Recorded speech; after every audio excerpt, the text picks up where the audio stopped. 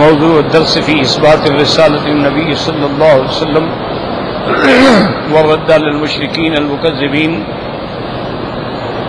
سورة القلم، تفسير ابن كثير.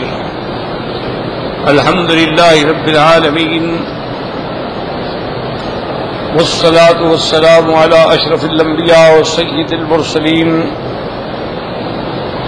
سيدنا محمد وعلى آله وأصحابه أجمعين. اللهم صل على سيدنا محمد وعلى آل سيدنا محمد كما صليت على إبراهيم وعلى آل إبراهيم في العالمين إنك حميد مجيد. أعوذ بالله من الشيطان الرجيم. بسم الله الرحمن الرحيم. فلا تطع المكذبين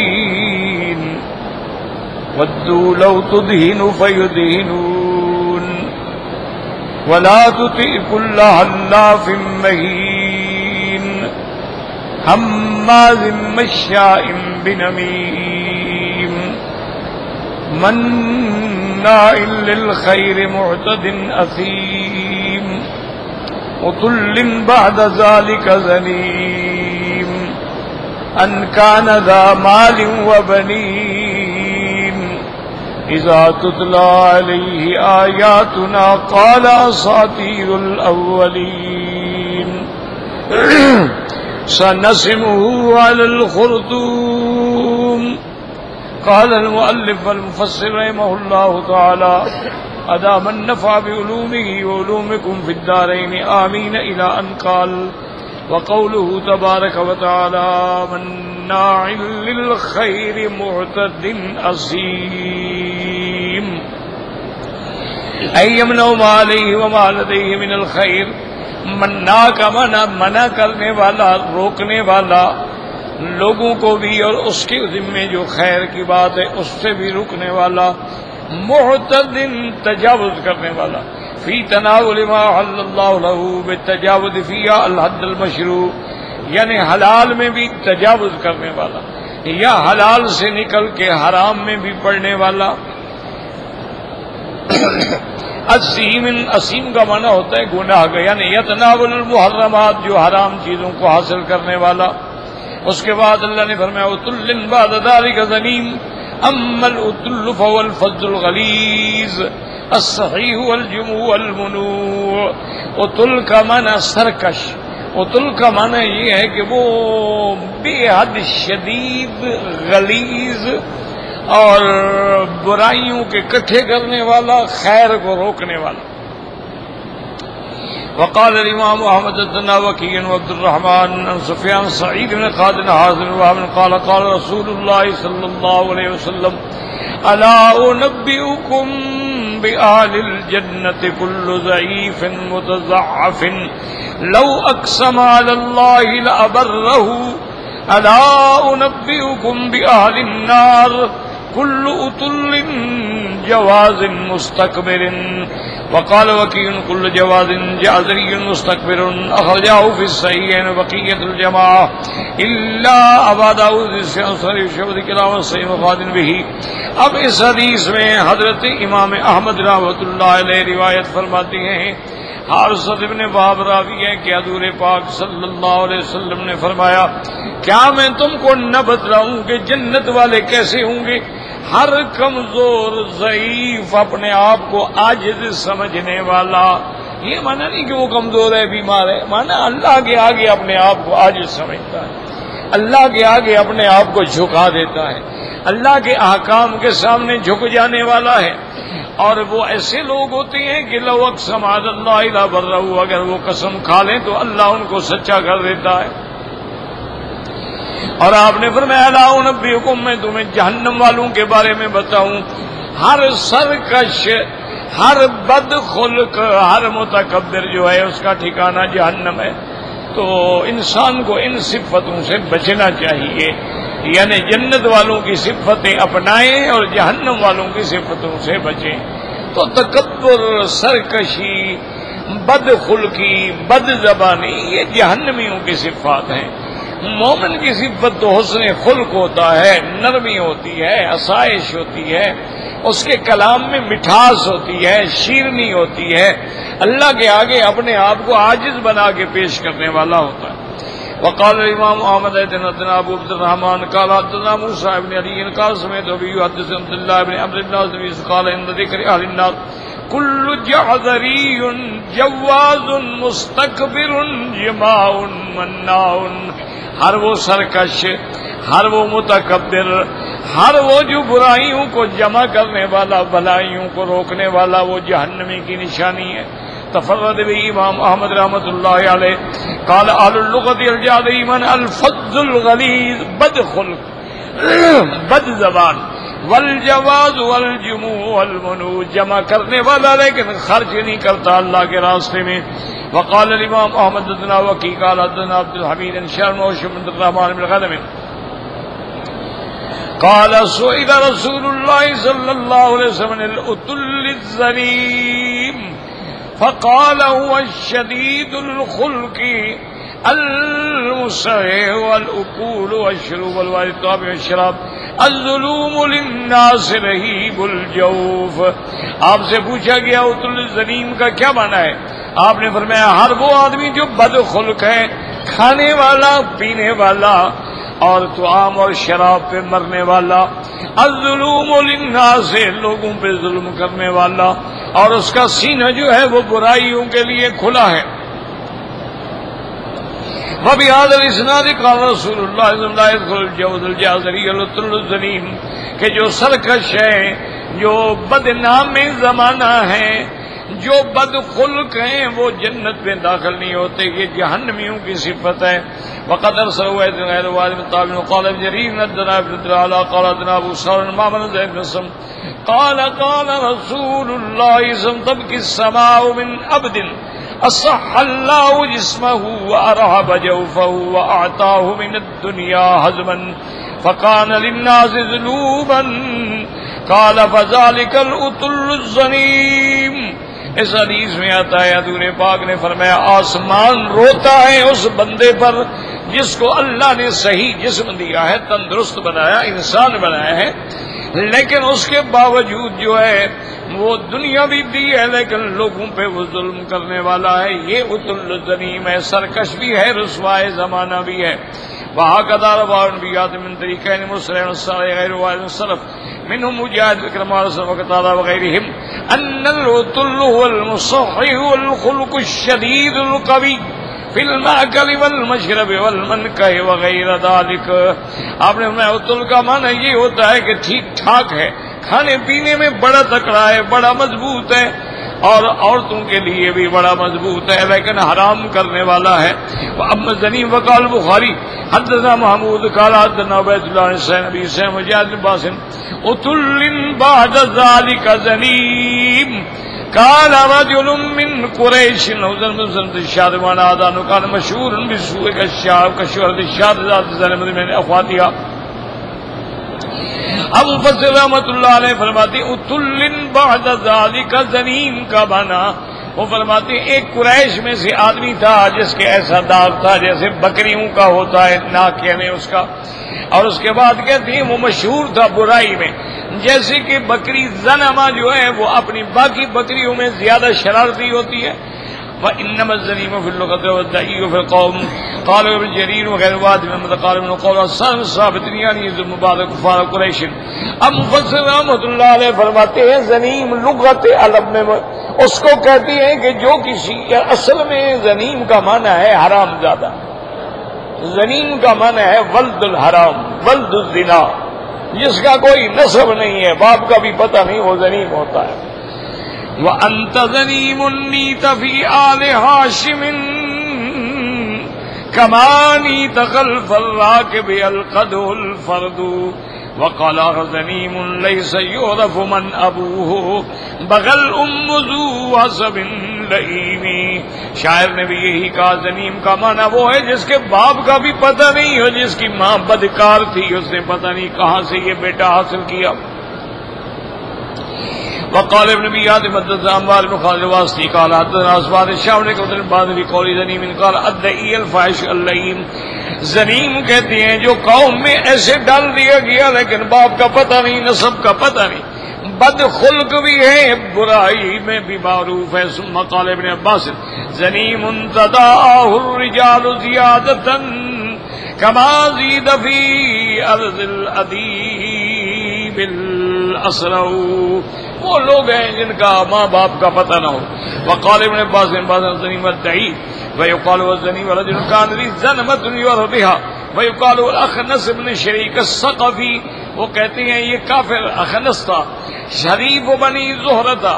وزعم اناس من بنی زہرہ ان الذنيم الاسود بن عبد یغوث الزہری. بعد نے کہا اس سے مراد عبد یغوث ہے. وقال ابن ابی نجیح المجاہد انه زعم ان الذنيم الملحق النسب، جو زبردستی کسی قوم میں شامل ہو جائے. وقال ابن ایاد بدری یونس قال ابن الوام قال ابن سليمان بن عبد الرحمن بن حرملة عن سعيد بن سيف وسمع يقول في هذه الآية أتل بعد ذلك ذنيم قال سيد الملصق بالقوم ليس منهم، یعنی جو قوم میں زبردستی شامل ہوا اس میں ہے نہیں. وقال ابن ایاد بدر ابو سعید قال حدثنا عقبة بن خالد عامر قدام قال سئل اکرمۃ ذنیم. حضرت اکرمہ سے پوچھا گیا ذنیم کا کیا معنی؟ فرمایا ولد الزنا، جو زنا سے پیدا ہو. وقال الحكم بن ابان ان اکرمۃ في قوله تبارک وتعالى قتل بعد ذلك ذنیم قال يعرف المؤمن من الكافر مثل شاة الزنماء والزنماء من الشياه التي في عنقها حنتان معلقتان في حلقها. اب مفسر رحمۃ اللہ علیہ فرماتی ہیں کہ مومن جو ہے وہ الگ پہچانا جاتا ہے اور کافر جو ہے وہ الگ پہچانا جاتا ہے. جیسے بکری زنما ہوتی ہے، زنما اس کو کہتے ہیں کہ جس کے اندر ایسے دو حصے جو ہے لٹک رہے ہوتے ہیں گلے کے اندر، اس کو کہتے ہیں کہ زنما. دیکھو اس کے ساتھ زنما لگا ہوا ہے. اور اس کے بعد فرماتے ہیں رواه ابن جرير فروى ايضا من طريق داود بهن اكرامه بعض قال بالذنيم نات فلم يعرف التاكيل ذنيم قال وكانت الذنبة ينكر بها وقال آخرون كان دعيا، یعنی وہ ایسا تھا جو نعوذ باللہ جس کے باپ کا پتہ نہ ہو. وقال ابن جرير ابو كريم قال حضرنا نبی اسحاق التفسير قال هو الذي تكون الذنبة من الشاة. وقال اذا كان الذنبة في اصل اذنه ويقال واللئيم الملصق بالنسب. وقال ابو اسحاق الصيني بين بعض والغريب والذي يعرف بالشر، اس کو کہتے ہیں جو شر میں مشہور ہو. وقال مجاہد النیم يعرف بهذا الرزق ما تعرف بالشهد. وقال ابو رزين الذنيم علامة الكفر. وقال اكرم الذنيم والذي يعرف باللؤم ما تعرف بالشهد بذنبتها. والاقوال في هذا كثيرة وترجع الى ما قلنا الذنيم والمشهور بالشر الذي يعرف به من بين الناس. وقال من يكون دعيا ولد الزنا. اب مفسر فرماتے ہیں بہت سارے اقوال ہیں لیکن خلاصہ کلام کا یہ ہے ذنیم کہتے ہیں جو شر میں برائی میں مشہور ہو اور جس کا نسب بھی معلوم نہ ہو. فإنه في الغالب بتسلط الشیطان يتسلط الشیطان علیہ ما لا يتسلط علی غیرہ کما جاء فی الحدیث لا يلد ولد الزنا. جیسے کہ حضور پاک نے فرمایا جنت میں نہیں جائے گا جو اولاد زنا ہے. وفی الحدیث آخر ولد الزنا شر الثلاثۃ اذا عمل بعمل ابویہ. آپ نے فرمایا ولد الزنا جو ہے وہ گویا تین میں سے شر والا، یعنی پہلے والدین نے گناہ کیا، اب اگر یہ بھی اسی عمل پہ چل رہا ہے. وقوله تبارک وتعالی ان کان ذا مال وبنین اذا تتلى علیہ آیاتنا قال اساطیر الاولین. يقول تعالى هذا مقادم انعم الله عليه من المال والبنين كفر بآيات الله جل وعلا وزعم انها كذب ماخوذ من اساطير الاولين قوله تبارك وتعالى. اللہ پاک نے فرمایا کہ ہم نے اس کو مال دیا، ہم نے اس کو اولاد دی، اللہ کی نعمتوں کا شکر یہ کیا کہ قرآن کا انکار کر دیا اور کہا کہ نہیں یہ تو پرانے قصے کہانیاں ہیں، یہ اللہ کا کلام ہی نہیں ہے. جیسے اللہ فرماتے ہیں ذرنی ومن خلقت وحیدا، میرا محبوب آپ چھوڑیں بس، اس کے ساتھ میں خود بدلہ لوں گا. جعلت له بالا ممدودا، میں نے اس کو بڑا درد مان دیا، وبنین شہودا، اور اولاد دی جو ہر وقت حاضر باش ہے، ومہدت لہ تمہیدا، اور میں نے اس کے لیے بہت بڑی جائیداد بچھا دی ہے، ثم یطمع ان ازید، پھر بھی چاہتا ہے کہ اور زیادہ دیا جائے، کلا انہ کان لآیاتنا عنیدا، ہرگز نہیں، یہ ہمارے قرآن کی آیات سے سرکشی کرنے والا ہے۔ اس کے بعد میں سأرہقہ صعودا، ہم اس کو چڑھائیں گے جہنم کے پہاڑ پہ، انہ فکر وقدر، سوچا اندازہ کیا، فقتل کیف قدر، اس پہ لعنت و ہلاکت ہو کہ دیکھو کیسے اندازے لگاتا ہے، ثم قتل کیف قدر ثم نظر ثم عبس وبصر، پھر اس نے غور کیا، اس کے بعد تیوری چڑھائی، ثم ادبر واستکبر، پھر پیٹھ موڑ کے چلا گیا اور تکبر کیا، فقال ان ھذا الا سحر یوسر، اور کہتا ہے کہ پیغمبر کا جو کلام ہے یہ جادو ہے، ان ھذا الا قول البشر، یہ اللہ کا کلام نہیں بلکہ انسان کا کلام ہے۔ اللہ نے فرمایا میرا مدنی سأصلیہ سقر، ہم اس کو جہنم میں جلائیں گے، وما ادراک ما سقر، آپ کیا جانیں کہ وہ جہنم کیا بلا ہے، لا تبقی ولا تذر، جو کچھ نہیں چھوڑے گی، لواحۃ للبشر، جو سب کچھ کو ظاہر کر دینے والی ہے، علیہا 19، جس پر اللہ کے 19 فرشتے ڈیوٹی کر رہے ہیں۔ اب اللہ فرماتے ہیں سنسمہ علی الخرطوم، قال ابن جریر سنبین امرہ بیانا واضحا حتی یعرفوہ ولا یخفی علیہم کما لا تخفی علیہم السمۃ علی الخراطیم۔ اللہ فرماتے ہیں سنسمہ علی الخرطوم، ہم اس کو ناک پہ داغ دیں گے، کیا معنی، کھول دیں گے اس کی حقیقت کو، کوئی بات چھپی نہیں رہ جائے گی، جیسے کسی کی ناک پہ کوئی چیز ہو تو سب کو نظر آتی ہے۔ وَهَكَذَا قَالَ قَتَادَةُ سَنَسِمُهُ عَلَى الْخُرْطُومِ شَيْءٍ لَا يُفَارِقُهُ آخِرَ مَا عَلَيْهِ، ہم اس پر ایسی مذلت رسوائی مسلط کریں گے جو اس سے کبھی دور نہیں ہوگی۔ وَفِي رِوَایَةٍ سِیمًا عَلَى أَنفِهِ، ہم اس کے ناک پہ داغ دیں گے۔ وَقَدَا قَالَ سُدَيْ وَقَالَ سَنَسِمُهُ عَلَى الْخُرْطُومِ يُقَاتِلُ يَوْمَ بَدْرٍ فَيُخْتَمُ بِالسَّيْفِ بِالْقِتَالِ، اس لیے یہ جہنمی بدر والے دن آیا تو تلوار سے اس کے ناک پہ کٹ لگا، وہ ہمیشہ رہا۔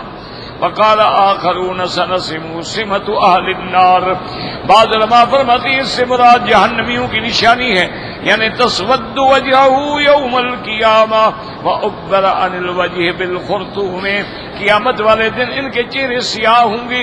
حقا ذلک ابو جعفر جیوان الہ انہ لا معنی اتباع الجمیع علیہ الدنیا والآخرہ متجہ، اور ابن جریر نے یہ سارے قول نقل کرنے کے بعد فرمایا کوئی معنی نہیں کہ اللہ اس کو دنیا میں بھی رسوا کریں گے اور آخرت میں بھی رسوا کریں گے۔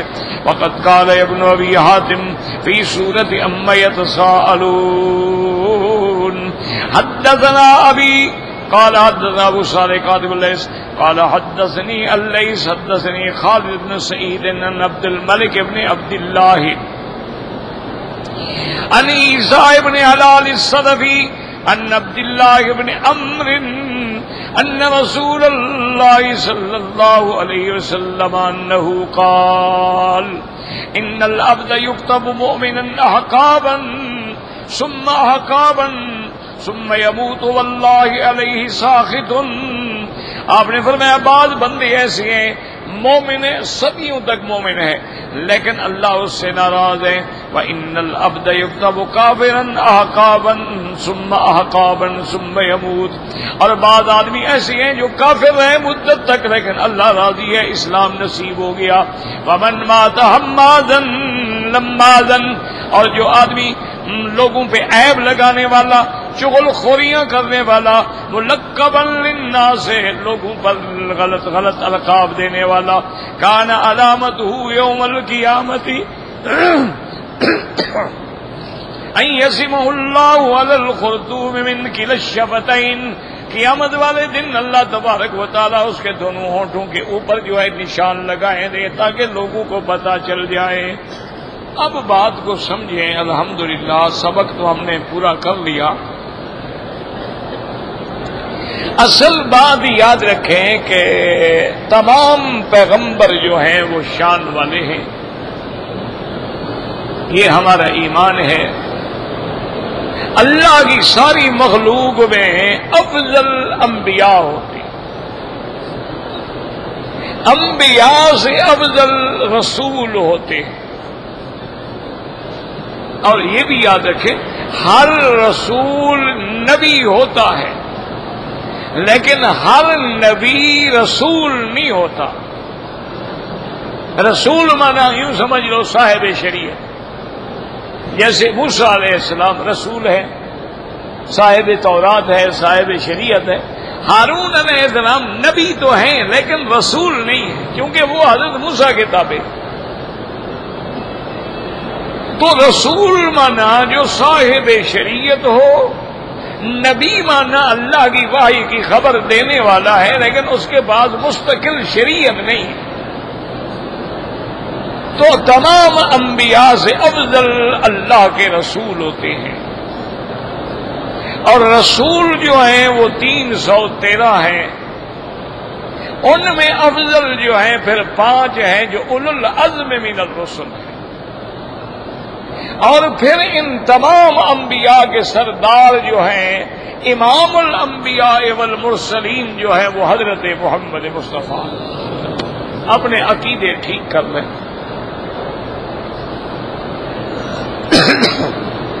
حتیٰ کہ آپ دیکھیں کہ حضرت ابراہیم علیہ السلام میرے مدنی پاک کے دادا ہیں، تقریباً 5ویں دادا ہیں، لیکن حضور پاک نے فرمایا کہ ابراہیم میرا ابا ہے، اس میں کوئی شک نہیں، لیکن اللہ نے مجھے شان دی ہے قیامت میں میرے پرچم کے نیچے کھڑا ہوگا۔ آپ نے فرمایا آدم علیہ السلام میرا ابا ہے، میں ولد آدم ہوں، لیکن آدم بھی میرے پرچم کے نیچے ہو۔ آدم ومن دونہ تحت لوائی، میرے پرچم ولا فخر علی، فرمایا فخر نہیں، اللہ کی رحمت کا اظہار ہے۔ تو ایک تو یہ عقیدہ رکھ لیں کہ اللہ کی مخلوق میں سب سے افضل، سب سے اعلیٰ، سب سے اجمل، سب سے اکمل حضرت محمد مصطفیٰ ہے، لیکن مخلوق ہیں، اللہ کے مخلوق ہیں، مملوک ہیں، اللہ کا عبد ہے۔ اسی لیے قرآن نے ہمیشہ فرمایا کہ انہ لما قام عبد اللہ، فرمایا اسرا بعبدہ لیلا من المسجد الحرام الى المسجد الاقصى، فرمایا وَأَوْحَى إِلَىٰ عَبْدِهِ مَا أَوْحَىٰ، یعنی اتنی شان کے باوجود وہ عبد ہے اللہ کے۔ اسی لیے حضور صلی اللہ علیہ وسلم ہمیشہ فرماتے تھے کہ مجھے اللہ نے افلا اکون عبدا شکورا، میں اللہ کا شکر گزار بندہ نہ بنوں کہ اللہ نے مجھے اتنا انعام دیا ہے۔ ایک بات یہ یاد ہے، دوسری بات یہ یاد رکھیں کہ انبیاء کی شان میں توہین کرنے والا کافر ہو، انبیاء کی شان میں کمی کرنے والا کافر ہو، انبیاء کی شان میں گستاخی کرنے والا کافر،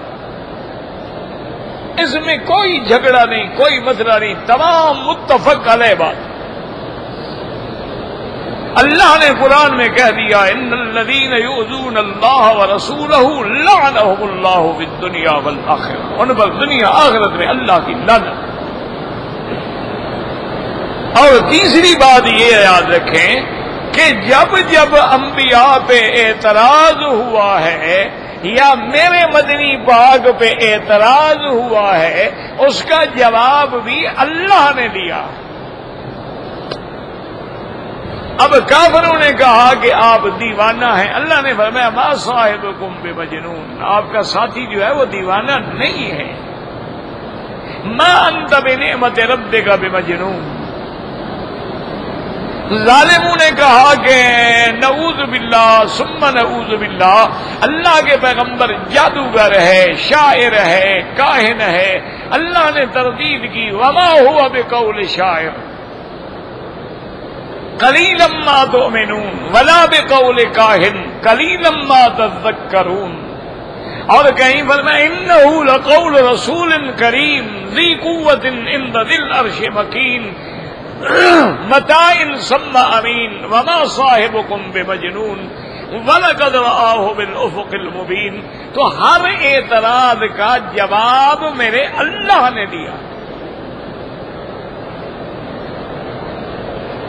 اچھا اسی طرح یہ بھی یاد رکھیں کہ جن لوگوں نے حضور کے علاوہ صحابہ کرام کے خلاف اگر کوئی بات کی ہے اس کا جواب بھی اللہ نے دیا. جیسے حضور پاک پہ اعتراض کرنے والوں کا جواب اللہ نے دیا، اب اگر صحابہ پر بھی کسی نے اعتراض کیا ہے، جیسے قرآن کا اذا قیل لهم آمنوا کما آمن الناس، جب ان سے کہا جاتا ہے ایمان لاؤ جیسے صحابہ ایمان لائے ہیں، کہتے ہیں انؤمن کما آمن السفہاء، ہم ایسے ایمان لائیں جیسے یہ بے وقوف لوگ ایمان لائے.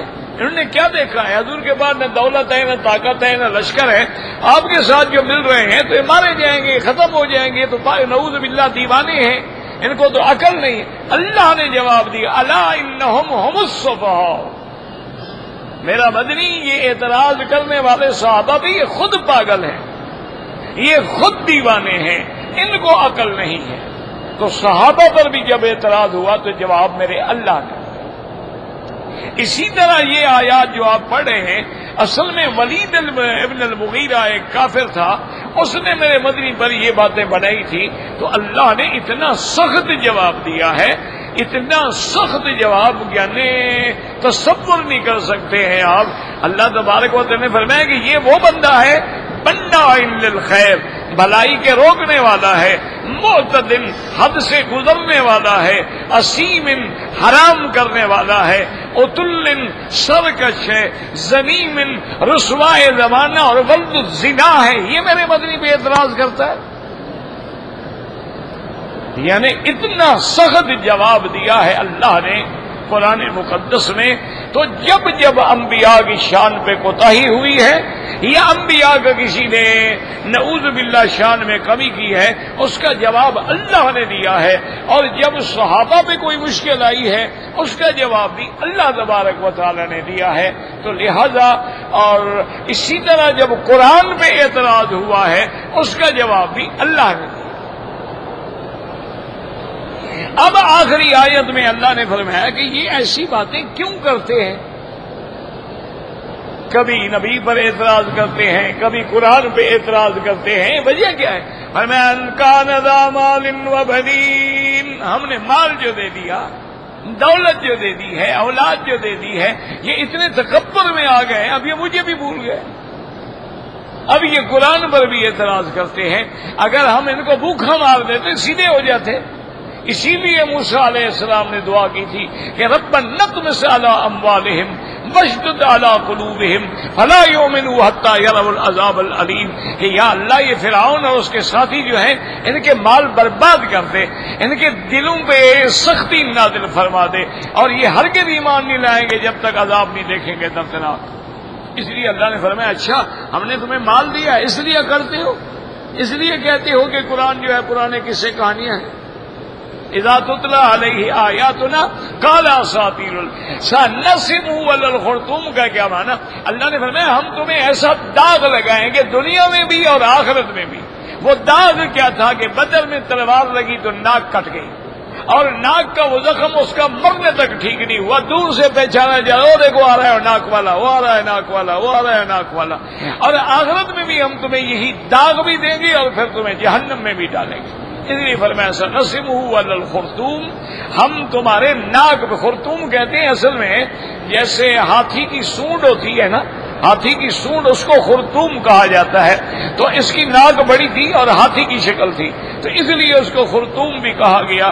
سنسمه علی الخرطوم کہ ہم اس کو دنیا میں بھی اور آخرت میں بھی اپنے پیغمبر کی شان میں کوتاہی پہ سزا دیں گے. واللہ اعلم.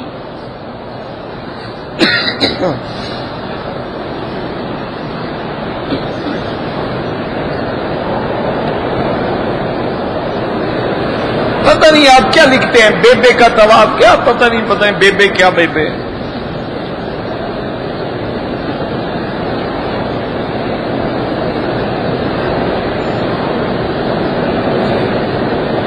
حضرت قطع نہیں کیا ہے جی 2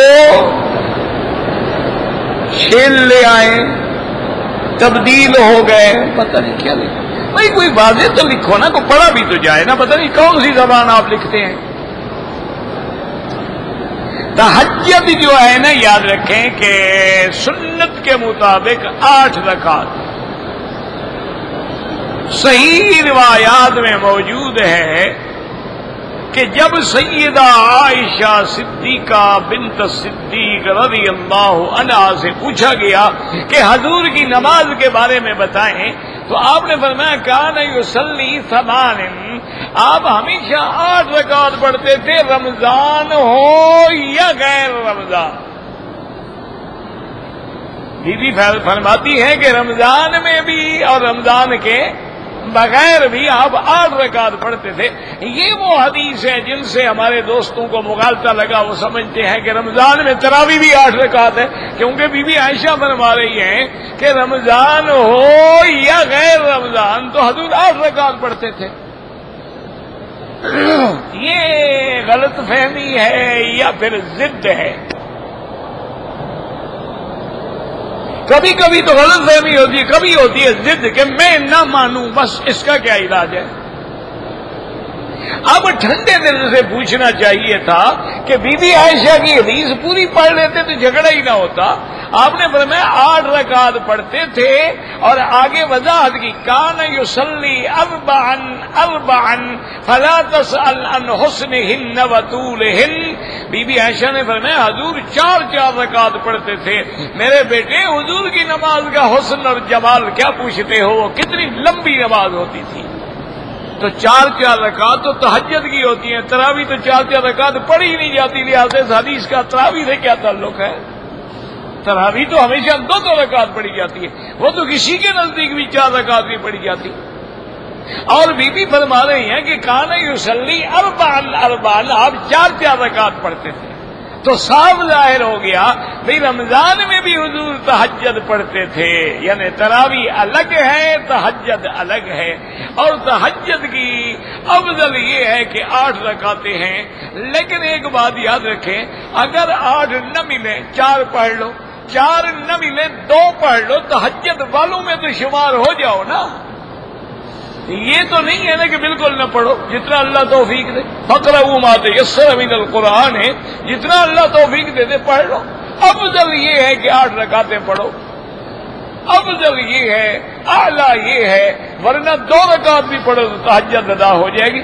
بلکہ ایک مسئلہ بھی سمجھ لو، یہ لوگوں کے دماغ میں ایک بڑی غلط بات بیٹھی ہوئی ہے، وہ سمجھتے ہیں تہجد کا معنی ہے پہلے آدمی سو جائے، نیند کے بعد جب اٹھ کے پڑھے گا تو وہ تہجد ہے۔ یہ غلط ہے۔ عشاء کی نماز کے بعد آپ جو بھی نفل پڑھیں گے سب تہجد ہے۔ اب ایک آدمی کو یقین ہے کہ میں نہیں اٹھوں گا، عشاء کے بعد پڑھ لو، سونے سے پہلے 2 رکعت پڑھ لو، 4 رکعت پڑھ لو، تہجد ہو گئی۔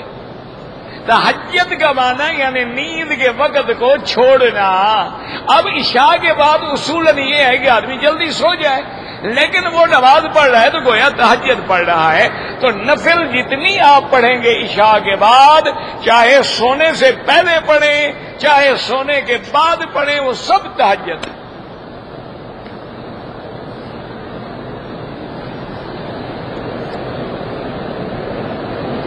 بہرحال میرا بھائی، جوتیاں لوگوں کی نہ اٹھائیں، اپنی جوتیوں کو پلاسٹک کے کور میں لپیٹ کے، کپڑے میں لپیٹ کے ساتھ رکھیں۔ مجبوری ہے، پھینک دی گئی ہے، ٹھیک ہے، آوارہ چیز اٹھا سکتے ہیں۔ اگر ایک آدمی داڑھی منڈاتا ہے وہ امام نہیں بن سکتا۔ امام کے لیے شرط ہے، حضور نے فرمایا اعلمکم بکتاب اللہ، جو اللہ کے قرآن کا عالم ہو، اقرأکم بکتاب اللہ، جو اللہ کے قرآن کا قاری ہو، تو جو قرآن کا عالم ہوگا وہ داڑھی منڈوائے گا۔ اچھا، پھر داڑھی منڈانے والا فاسق ہو جاتا ہے، فاجر ہو جاتا ہے، گناہ کبیرہ ہے، تو فاسق فاجر کو امام کیسے بنایا جائے؟ وَجَعَلْنَا لِلْمُتَّقِينَ اماما، امام تو متقی کو بنایا جاتا ہے۔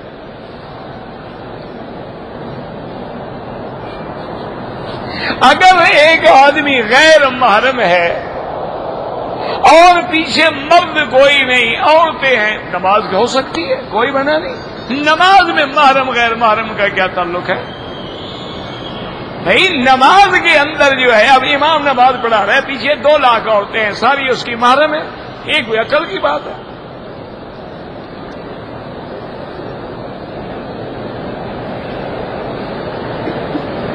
ایک آدمی کی 3 لڑکیاں ہیں، اس کا لڑکا کوئی نہیں، تو لڑکیوں کو جائیداد ملے گی، بھائی کو کیوں ملے؟ اولاد نہ ہو تو کسی دوسرے کو ملے نا۔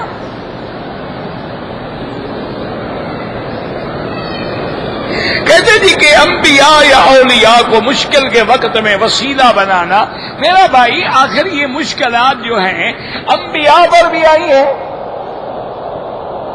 نہیں، آپ دیکھیں حضرت یونس علیہ السلام مچھلی کے پیٹ میں قید ہوئے، اس سے بڑی مشکل ہے، تو آپ نے حضرت آدم کا یا کسی پیغمبر کا واسطہ دیا؟ کیا کہا؟ لا الہ الا انت سبحانک انی کنت من الظالمین۔ کوئی واسطہ نہیں۔ اتنی بڑی مشکل آئی ہے کہ مچھلی کے پیٹ میں قید ہے۔ اچھا، اتنی بڑی مشکل آئی ہے کہ کافر آ کے حضرت نوح علیہ السلام کے گلے میں کپڑا ڈال کے اتنا کھینچتے تھے کہ آپ بے ہوش ہو کے گر جاتے، وہ بدبخت سمجھتے کہ حضرت نوح علیہ السلام فوت ہو گئے۔ اس کے بعد بھی دعا کیا مانگی؟ رب انی مغلوب فانتصر، اللہ سے دعا مانگی ہے، کسی کا واسطہ نہیں دیا۔ حضرت آدم علیہ السلام سے غلطی ہوئی، جنت سے اتار دیے گئے، اللہ سے دعا مانگی ربنا ظلمنا انفسنا ان لم تغفر لنا وترحمنا لنکونن من الخاسرین۔ حضور پاک نے طواف میں بین الرکنین یعنی رکن یمانی اور حجر اسود کے درمیان جو دعا مانگی ہے، کیا ہے؟ ربنا، کوئی وسیلہ واسطہ ہے؟ تو جب سارے قرآن میں نہ واسطہ ہے نہ وسیلہ ہے، اصل میں مسلمان شارٹ کٹ مانگتا ہے نا جی، کہ میں تو عمل نہ کروں، وسیلے سے کام بن جائے گا، اور نہیں بنے گا، کوئی فائدہ نہیں ہوگا۔ ان الذین آمنوا وعملوا الصالحات کانت لهم جنات الفردوس نزلا۔ یہ کہتے ہیں کام کوئی نہ کریں، بس وسیلہ ہے، کبھی بزرگوں کو بنا لیں گے، کبھی کعبہ شریف کا واسطہ، اللہ ڈرتا ہے کعبے سے۔ کیا مانا کعبہ شریف کا واسطہ؟ اللہ نے کہہ دیا میرا گھر ہے، یہ تھوڑا ہی کہ اللہ اس کے اندر بیٹھے ہیں، ایک نسبت ہے۔ جیسے کہہ دیا ناقۃ اللہ ہے، اللہ کی اونٹنی، ساری اونٹنیاں اللہ کی ہیں، ساری زمین اللہ کی ہے، یہ شرف ہے کہ اللہ نے فرما دیا میرا گھر۔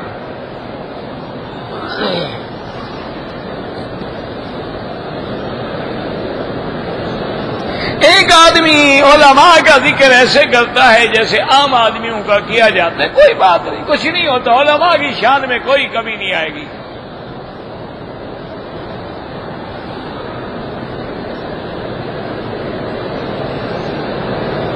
اگر ہم پاکستان میں زمزم اور پانی میں ملا دیں، بھائی خالص زمزم کے جو برکات ہیں وہ عام پانی میں ملانے کا تو کوئی حکم نہیں، اور نہ کبھی حضور پاک نے ملایا، نہ کبھی صحابہ نے ملایا۔ ویسے کوئی ملا دے گناہ نہیں ہے، لیکن افضل یہ ہے خالص زمزم تو تھوڑی دے دو، ورنہ بہتر طریقہ یہ ہے کہ زمزم کے 2-3 ڈرم لے جاؤ، دریائے سندھ میں ڈال دو، ساری دنیا پیتی رہے گی۔ جان چھوٹی، اپنا زمزم ہو گیا، تو تم لے جاؤ، تمہارے گھر کے قریب ہے۔ اگر آدمی تکبیر جنازہ میں ایک تکبیر کم ہے پوری کرے، امام نے بھی کم کہی ہے، تو نماز نہیں ہوگی جب تک 4 تکبیریں نہ ہوں۔ یاد دلاؤ اس کو، اللہ اکبر کہو، وہ کہہ دے گا۔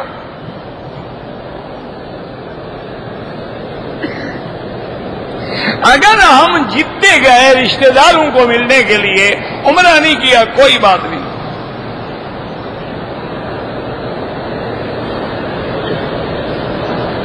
موبائل کا استعمال کرنا جو ہے بالکل حرم میں نہ کریں، اور ویڈیو بنانا، سب چیزیں حرم میں حرام ہیں، یہ ادب کی جگہ ہے۔ فی بیوت اذن اللہ ان ترفع ویذکر فیہا اسمہ فَيُسَبِّحُ لَهُ فِيهَا بِالْغُدُوِّ وَالْآصَالِ۔ حضور نے فرمایا جو مسجد میں باتیں کرتے ہیں اور مباح باتیں کرتے ہیں ان کی نیکیاں ایسے گر جاتی ہیں جیسے سخت ہوا میں خشک درخت کے پتے گر جاتے ہیں۔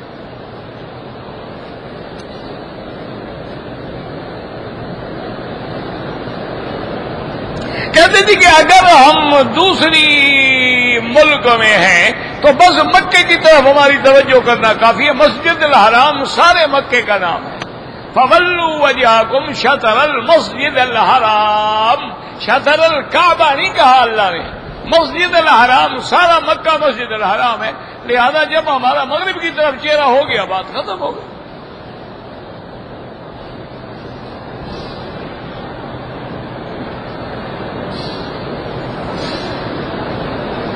میرے دو بیٹے ہیں، وہ قاری صاحب کے شاگرد ہیں، اللہ سب بچوں کو کامیاب فرمائے۔ جو بچے دین پڑھ رہے ہیں، قرآن پڑھ رہے ہیں، حدیث پڑھ رہے ہیں، اللہ سب کو کامیاب فرما۔ کہتے ہیں جی کہ فاتحہ نہ ہو تو نماز نہیں ہوتی، بالکل ٹھیک ہے، ہمارا بھی ایمان ہے کہ لا صلاۃ الا بفاتحۃ الکتاب، فاتحہ کے بغیر نماز نہیں ہو۔ لیکن مجھے آپ نماز بتائیں جس میں فاتحہ نہ ہو، جلدی کرو نا، وقت ضائع نہ کرو، کوئی نماز بتاؤ نا جس میں فاتحہ نہ ہو۔ کوئی ایسی نماز ہے؟ بھائی امام نے فاتحہ پڑھی، نماز میں تو فاتحہ آ گئی نا، تو بغیر فاتحہ کے نماز تو نہ ہوئی نا، تو لا صلاۃ پر تو عمل ہو گیا۔ آپ ہمیں وہ حدیث دکھلائیں جس میں حضور نے مقتدی کو حکم دیا ہو کہ تم پڑھو، یہ تو مطلق بات ہے۔ مقتدی کو جہاں حضور نے سکھلایا فرمایا اذا کبر فکبروا، جب امام کہے اللہ اکبر تو تم کہو اللہ اکبر، اور آگے فرمایا اذا قرأ فانصتوا، جب امام پڑھے تو تم چپ رہو۔ تو مقتدی کے لیے چپ رہنے کا حکم ہے، یہ تو مسلم کی حدیث ہے، ابھی موسیٰ اشعری راوی ہیں۔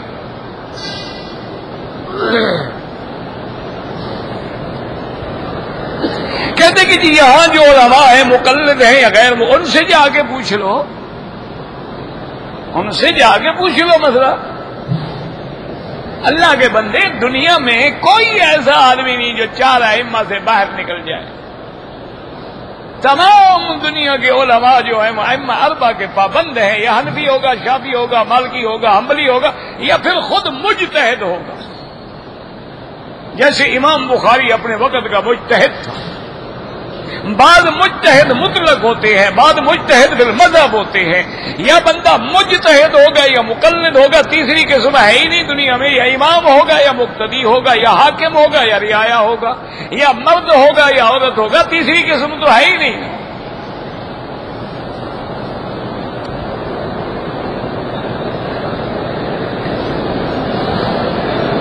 کہتے جی کہ پیر کا روزہ رکھا جائے تو یہ میلاد کی روزہ رکھنے کا میلاد سے کیا تعلق ہے جناب؟ آپ جب میلاد مناتے ہیں روزہ رکھتے ہیں یا حلوہ شریف کھاتے ہیں؟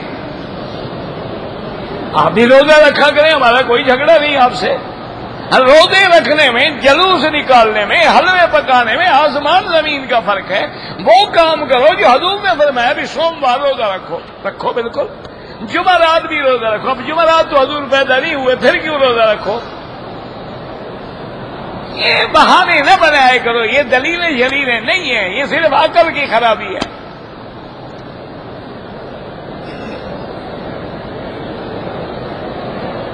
حجر اسود کو بغیر دھکے دینے کے بوسہ نہیں مل سکتا، تو کوئی ضروری نہیں دھکے دینا، دھکا دینا حرام ہے، بوسہ دینا سنت ہے، آپ اشارہ کریں۔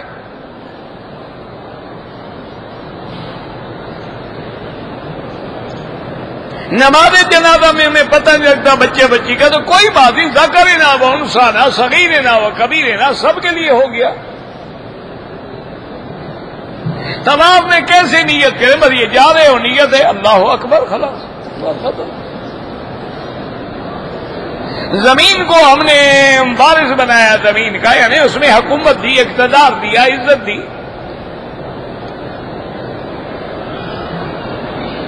اگر ایک بچہ زنا سے پیدا ہوا لیکن اس کے بعد اس کی ماں نے زانی سے نکاح کر لیا، اچھی بات ہے، کوئی بات نہیں، اچھا ہے، دونوں توبہ کر لیں، استغفار کریں، نکاح ٹھیک ہے، کوئی مسئلہ نہیں۔ لیکن جو بچہ پیدا ہو چکا ہے اس وقت تو نکاح نہیں تھا نا، وہ تو ولد زنا کہلائے گا۔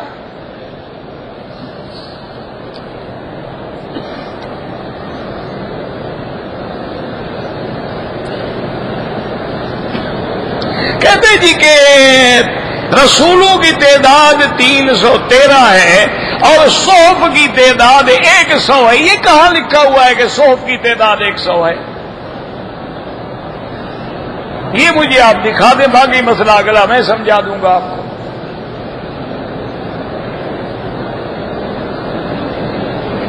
مجھے مرنے کا خوف رہتا ہے، اچھی بات ہے بھائی، یہ کون سی بری بات، سب نے مرنا ہے نہ، تم کیا کہتے ہو نہ مروں؟ نہیں، کیا ارادہ کیا ہے تمہارا؟ وہ ایک دفعہ پرانی بات ہے، کافی ایک آدمی نے مجھے چٹ لکھا، ایام حج تھے، کوئی حج ہی ہوگا بیچارہ، جلا ہوا ہوگا نا توحید سن کر، اس نے مجھے چٹ لکھا کہ مکی صاحب بات یہ ہے کہ تمہاری جماعت کے جتنے موحد علماء ہیں نا وہاں بھی، وہ سارے مرتے جا رہے ہیں، شہید ہو رہے ہیں، مر رہے ہیں، اور تم بھی بہت جلدی مر کے ہماری جان چھوڑ دو گے، تو معلوم ہوتا ہے کہ موت نے تم لوگوں کا، دیوبندیوں کا، اہل حدیثوں کا، تبلیغ والوں کا گھر دیکھ لیا ہے، تمہارے لوگ ہی مر رہے ہیں۔ میں نے اس کا چٹ بنا، میں نے کہا یار شکر کرو کہ ہم لوگ مر رہے ہیں تو ہم تو متبع سنت محمد مصطفیٰ ہے نا، لمبی عمر پانے والا اور نہ مرنے والا تو صرف ایک شیطان ہے، پتہ نہیں تم اس کی جماعت میں شامل ہو جاؤ۔ ہم تو نبی کی جماعت میں ہے، حضور نے فرمایا میری امت کی عمر جو ہے 60 اور 70 کے درمیان، کچھ لوگ ہوں گے جو زیادہ عمر ہوگی، تو ہم تو حضور کے غلام ہیں، 60-70 میں مر جائیں گے، 80 میں مر جائیں گے، 90 میں مر جائیں گے۔ لمبی عمر صرف ایک آدمی کی ہے، وہ ابلیس ہے، الہ یوم الوقت المعلوم۔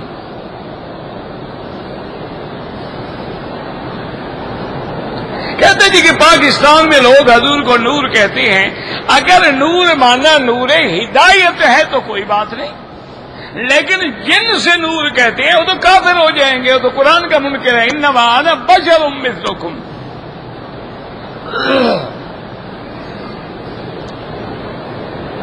میں نے طواف کیا، صفا مروا نہیں دوڑا، سر مڈا دیا، ایک بکری دم ادا کرو، بالوں کو کالا کرنا منع ہے اور کوئی رنگ بھی لگا سکتے ہیں، صلاۃ تسبیح ضعیف حدیث میں موجود ہے، پڑھ سکتے ہو، افضل بات ہے۔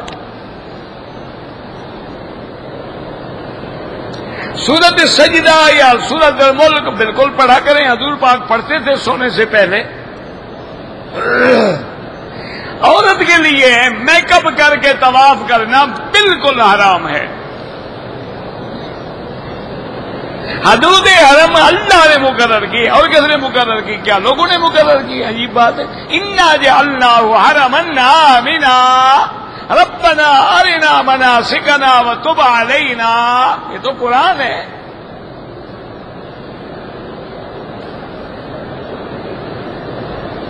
اگر ہم ظہر کی نماز میں جماعت میں داخل ہو گئے، بعد میں 4 رکعت پڑھ لیں، کوئی مسئلہ نہیں، 4 رکعت سنت مؤکدہ ہے، نماز کے بعد پڑھ لیں۔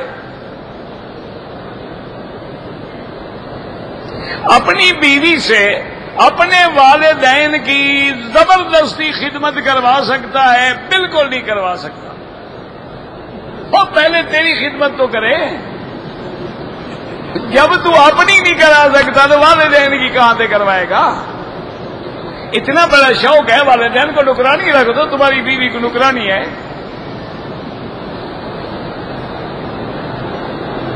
وطر اگر تہجد سے پہلے پڑھ لیں کوئی منع نہیں، افضل یہ ہے کہ تہجد کی نماز کے بعد پڑھیں۔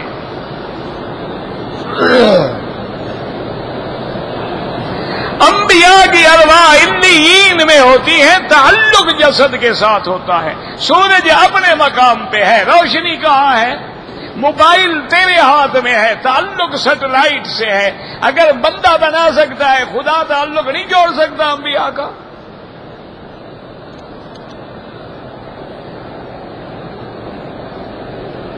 میری والدہ طواف کے بعد گم ہو گئی، 2 روز کے بعد ملی ہے، احرام کھول دیا، جب صفا مروانی دوڑی دم پڑ گئی، بال بھی کٹواؤ دم بھی ادا کرو۔ ربنا تقبل منا انك انت السميع العليم وتب علينا انك انت التواب الرحيم اللهم اشفنا واشف مرضانا وارحم موتانا واستجب دعاءنا ولا تخيب رجاءنا برحمتك يا ارحم الراحمين۔ یا اللہ عالم اسلام کی عزت اور غلبے کا فیصلہ فرما، یا اللہ کفار کی ذلت و شکست کا فیصلہ فرما، یا اللہ مسلمان جس ملک میں ہیں ان کی جان مال آبرو عزت کی حفاظت فرما، یا اللہ بیماروں کو شفا عطا فرما، بے حیاؤں کو حیا عطا فرما، بے دینوں کو دین عطا فرما، بے اولادوں کو اولاد عطا فرما، قرض داروں کے قرض عطا فرما، بے روزگاروں کو روزگار عطا فرما، یا اللہ ہمیں مانگنا بھی نہیں آتا بغیر مانگے عطا فرما، یا اللہ دینی جماعتوں کی قدم قدم پہ نصرت اور حفاظت فرما۔ ربنا آتنا فی الدنیا حسنۃ وفی الآخرۃ حسنۃ وقنا عذاب النار۔ صلی اللہ تعالی علی خیر خلقہ سیدنا محمد وعلی آلہ وصحبہ اجمعین۔ اللهم صل علی سیدنا محمد وعلی آل سیدنا محمد